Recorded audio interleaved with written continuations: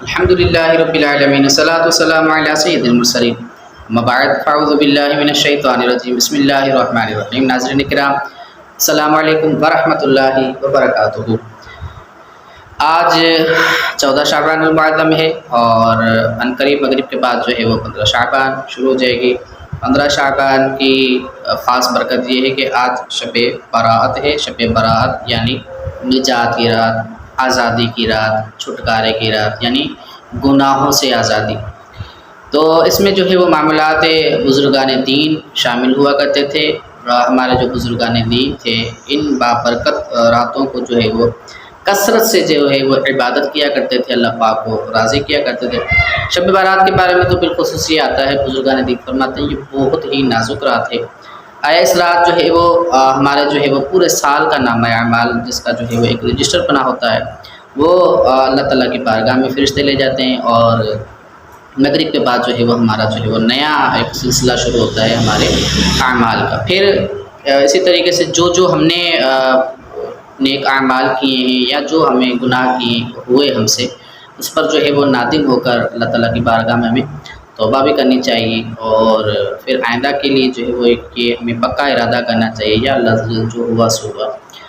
میں اس گناہ سے پکی توبہ کرتا ہوں، اور میں وعدہ کرتا ہوں کہ میں جو ہے وہ اس گناہ کی طرف اب نہیں پلٹوں گا۔ اس کے بعد یہ دعا کرنی چاہیے کہ اللہ مجھے میری توبہ پر استقامت عطا فرما۔ تو اس میں بزرگان دین کے کچھ نوافل کے بھی سلسلے رہے ہیں۔ تو آئیے شب برات میں جو پڑھے جانے والے نوافل ہیں، جو مغرب میں پڑھے جاتے ہیں، بالخصوص 6 نوافل، اس کے بارے میں آج ہم تفصیل سن لیتے ہیں۔ بزرگان دین جو ہے وہ یہاں پر اس طریقے سے 6 نوافل پڑھا کرتے تھے کہ جو سب سے پہلے جو 2 نفل پڑھتے تھے تو اس میں یہ نیت کرتے تھے کہ یا اللہ عز و جل ان 2 نوافل کی برکت سے میرے مولا کریم مجھے درازی عمر بالخیر عطا فرما۔ نوافل پڑھنے کا طریقہ یہ ہے کہ وہی معاملات کے مطابق الحمد شریف اور حمد شریف کے بعد کوئی بھی سورت پڑھ لیں، یا 3 مرتبہ سورہ اخلاص پڑھ لیں۔ اسی طریقے سے 2 نفل جو ہے وہ ہمارے کمپلیٹ ہو جائیں گے۔ 2 نفل کمپلیٹ کرنے کے بعد اب ہمیں جو ہے وہ 21 دفعہ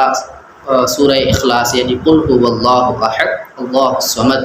یہ والی جو ہے وہ پوری سورت 21 دفعہ پڑھنی ہے، یا اس کی جگہ پہ سورہ یاسین پڑھ لیں، یا اگر ہو سکے تو دونوں پڑھ لیں۔ اس کے بعد دوبارہ 2 نوافل کے لیے ہم کھڑے ہوں گے، اور اس 2 نفل میں ہم جو ہے وہ نیت کریں گے یا اللہ عز و جل ان 2 نفل کی برکت سے مجھے اپنے سوا کسی کا محتاج نہ رکھ۔ یہ 2 نوافل بھی اسی طریقے سے پڑھیں گے، 3 مرتبہ سورہ اخلاص وغیرہ پڑھیں گے، یا آپ کوئی بھی آیت ایک پڑھ سکتے ہیں الحمد شریف کے بعد۔ پھر جب ہم 6ٹھے نوافل کے بعد آئیں گے تو 6ٹھے جو ہے وہ آخری کے 2 نوافل میں ہم یہ نیت کریں گے یا اللہ عز و جل ان 2 نفل کی برکت سے مجھے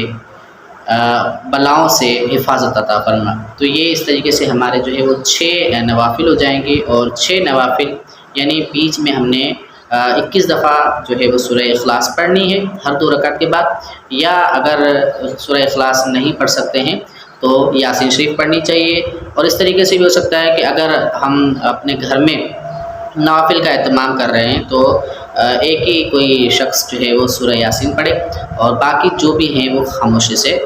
یاسین شریف مکمل سن لیں، یا سورہ اخلاص 21 دفعہ پڑھے بآواز بلند، تو باقی خاموش رہیں۔ اس کے بعد 6 نوافل کے بعد یہ والی جو ہے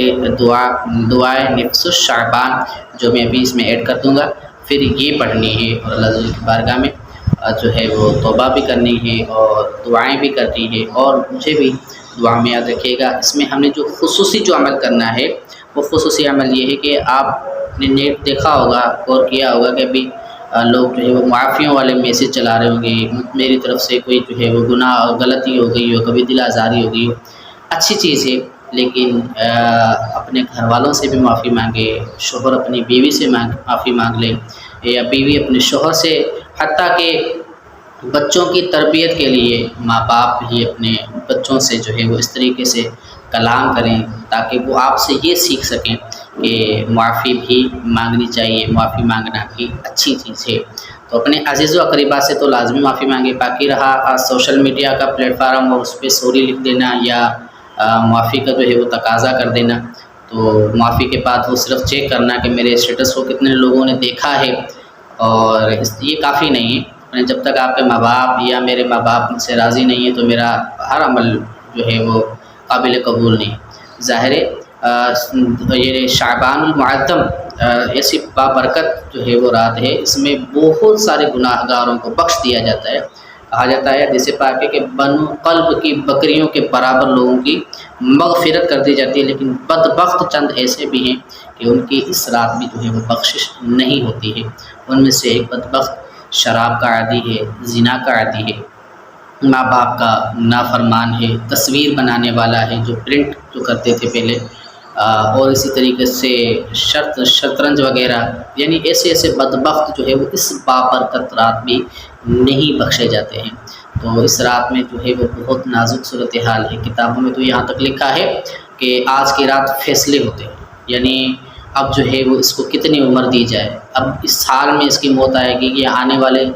جو ہے وہ سالوں میں اس کو موت دی جائے، اس کو زندگی کتنی جائے، آیا یہ سال جو ہے وہ کس کس کا محتاج رہے گا یا میرا ہی صرف جو ہے وہ محتاج رہے گا۔ یعنی بہت ہی نازک رات ہے، بہت ہی نازک رات ہے، جس میں اللہ تعالیٰ سے پناہ مانگنی چاہیے، اللہ تعالیٰ کی عبادت کرنی چاہیے، اس لیے کیونکہ وہ عبادت کے لائق ہے، بغیر کسی لالچ کے جو ہے وہ ہمیں عبادت کرنی چاہیے۔ اور ہم نے اگر کسی کا حق کھایا ہوا ہے تو اس حق کو ادا کرنے میں ہمیں جلدی کرنی چاہیے، اور اگر ہم جو ہے وہ کسی سے ناراض ہیں تو صلح میں پہل کریں۔ حدیث پاک کا مفہوم یہ بھی ہے کہ جس نے صلح میں پہل کی اس پر جنت جو ہے وہ واجب ہو جاتی ہے۔ اگر آپ یہ دیکھ رہے ہیں کہ ارد گرد آپ کے دو بھائی آپس میں نہیں بات کر رہے ہیں، حضرت ابو ہریرہ کی سنت پر عمل کریں، ان دونوں کی صلح کروا لیں۔ یہ وہ معاملات ہیں، یہ وہ چیزیں ہیں کہ جو نہ صرف آپ کی بخشش کے چانس جو ہے وہ اس سے بڑھ جاتے ہیں، بلکہ یہ آپ کو دیکھ کر لوگ جو ہے وہ آپ اس سے جو ہے وہ سبق حاصل کرتے ہیں کہ یار یہ ہمیں جو ہے وہ عمل کرنا چاہیے۔ آپ دیکھیں کہ آج کا ایسا دور ہے کہ کوئی صلح نہیں کراتا، دو